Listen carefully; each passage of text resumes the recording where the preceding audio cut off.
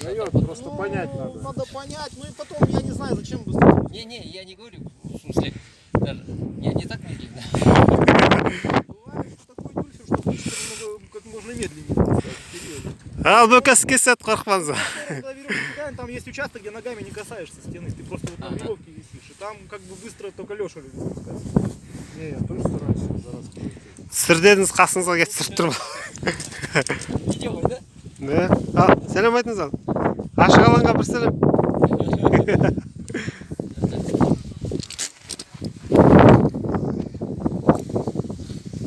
Ал, бүгін түсіп барады таудан.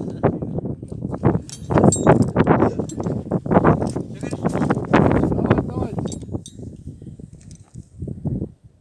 Отлично. Старайтесь, чтобы у вас ноги выше пояса не поднимались. Чтобы не было такого, что уже... Конечно. Если здесь вывалится слынки. Нет, риска нет, потому что... Просто риск в том, что ты можешь Давай, занять. Джексон. Ал, жақсы.